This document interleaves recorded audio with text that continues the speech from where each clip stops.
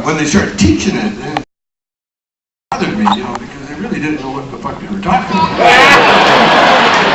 They were teaching things like marijuana is a dangerous drug, and I had to go, just a minute. Marijuana is probably the friendliest drug you'll ever come across. It's not dangerous at all. In fact, it's the only drug I know where you take a hit, your first impulse is to give it to somebody.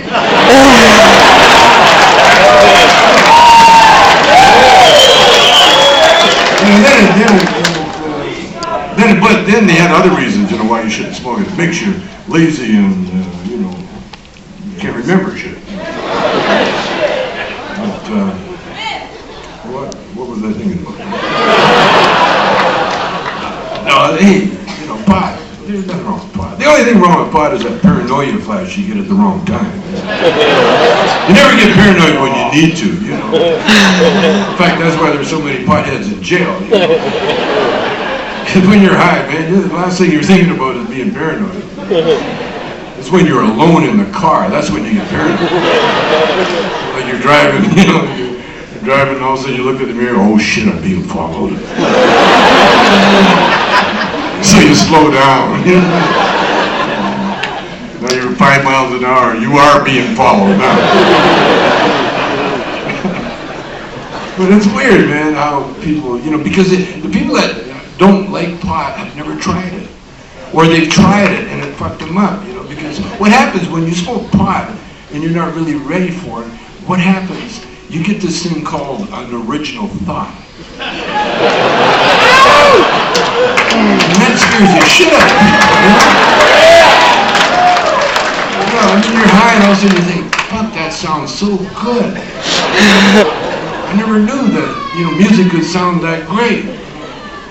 And weird, or tasting stuff, it tastes really good. You know? But like I say, the paranoia thing. But I got to tell you something. You know, you want to talk about a dangerous drug? Cocaine is a dangerous drug. Yeah. I'll tell you what. Cocaine makes you. When you do coke, you think you know what the fuck you're doing.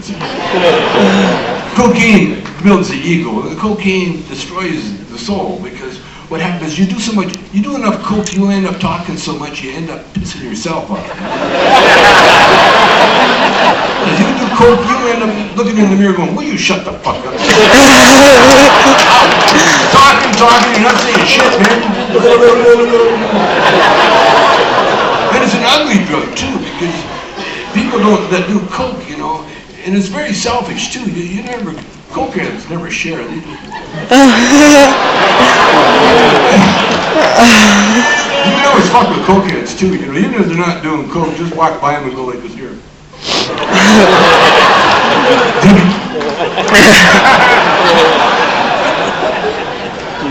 Like I say, it's a dumb drug, you know, because it makes you, and then you think you're some kind of lover man, you know. I always see some cokehead guy, you know, leaning over a chick, talking to her and shit, you know. And he doesn't know that every time he breathes out,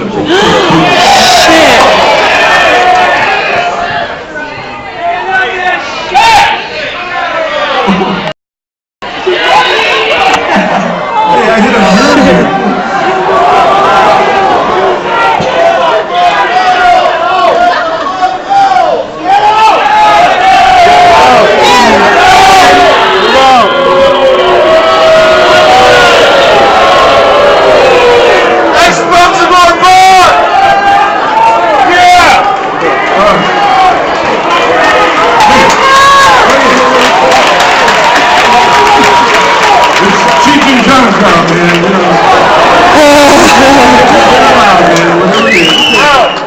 I guess I hit a nerve or something. But anyway, I'm telling you about cokeheads, man. What happens? When you do coke, man, you get coke boogers. And you don't know you got it because your nose is frozen. And you be talking to some chick, and every time you breathe out, this big coke booger. It's pretty ugly unless you're a cokehead chick, you know. She'll look at you for a while and go,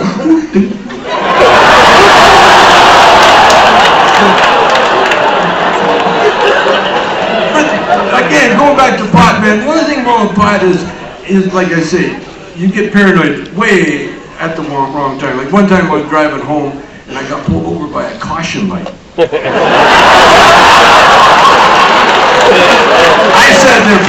wrong time. Had my license out, I paid. Finally, I sat there for so long, I forgot why I was stopping. I'm thinking, well, as long as I'm here, I might as well fire one up. Here we go. I'm sitting there having a party, and sure enough, the cops pull up. By that time, I was so stoned, I thought I was watching television. Oh, good, cops is on. Bad boy, bad boy. So I'm looking, I'm staring at the cop, and the cop's staring at me. Then the cop goes, hey, what are you stopping here for? I said, didn't you pull me over? That cop looked at me for a long time. And then he goes, did I? Right now, we're going to keep the show moving right along.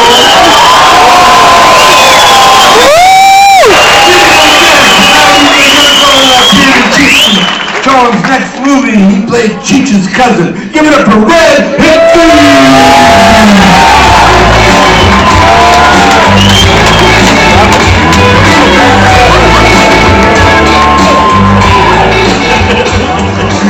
Hey, y'all.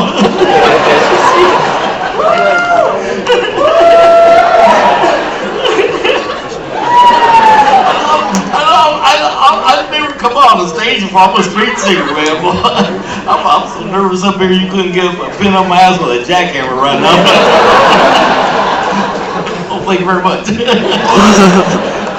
It's hot with these lights on. I get relative humidity too.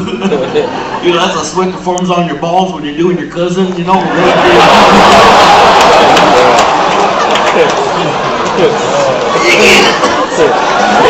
Oh, thank you very much. Damn. All right, you know, I'm really glad to be here in Las Vegas here because, you know, we travel all over the world with the Ching and Chang show, you know. Sometimes we don't know where the hell we are. When I knew we were coming to Vegas, you know, because my daddy, he's born right here in Nevada. Thank you very much. My dear departed dad. Yeah, I remember the last words he ever said to me. He said, "Hey, watch this!"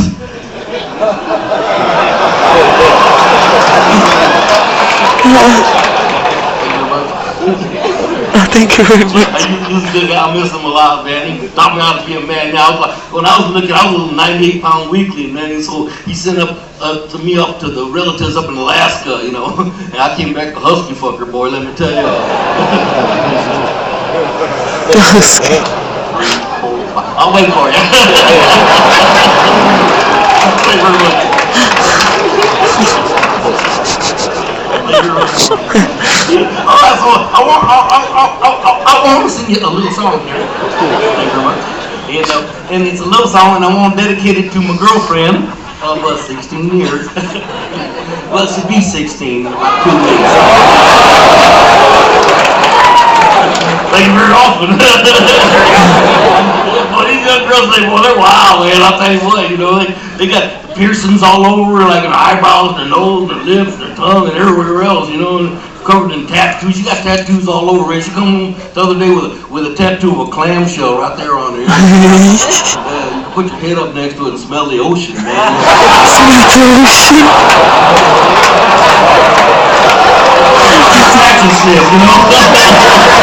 Little crab comes walking out of there. Smell the ocean.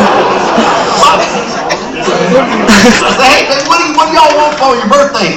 She says, I'm going to look out tomorrow morning, and I'm going to see something sitting there in the driveway that goes from 0 to 200 in less than 6 seconds. So I got her bathroom scale.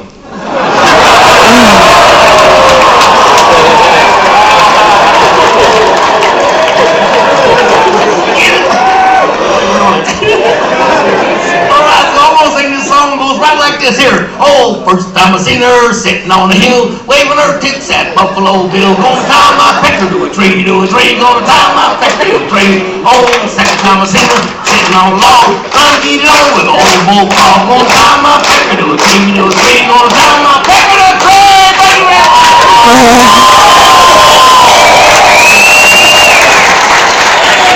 Alright, we're gonna keep the music a blues legend. He's the father of the blues. He comes from the deep south. He's from Africa, Mississippi. Africa, Mississippi. Have a big one welcome for none other than the living legend, Mr. Blues himself, Blind Melon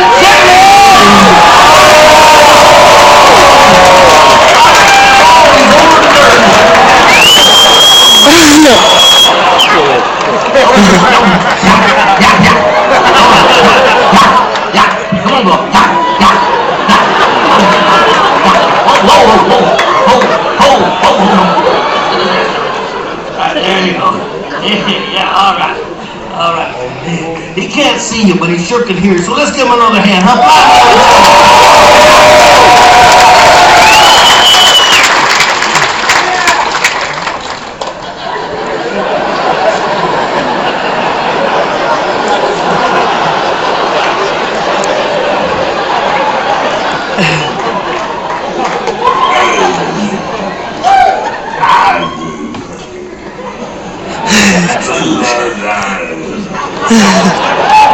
The blue.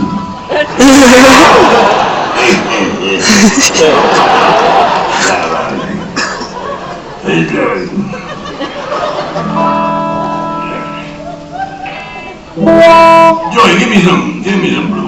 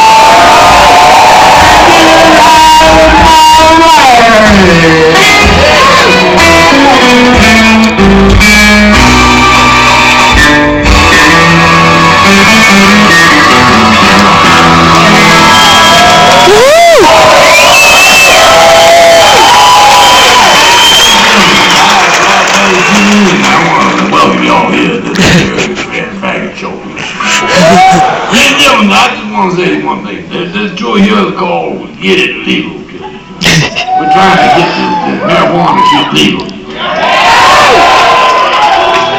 Now, you know, years ago they made it illegal because the government said that smoking pot made black jazz musicians horny for white women. First I said, oh, that's bullshit. But then I smoked some and, you know, goddamn it, they're right.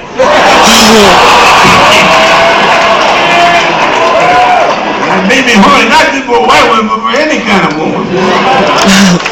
When you're blind, there's only two kinds of women. Those that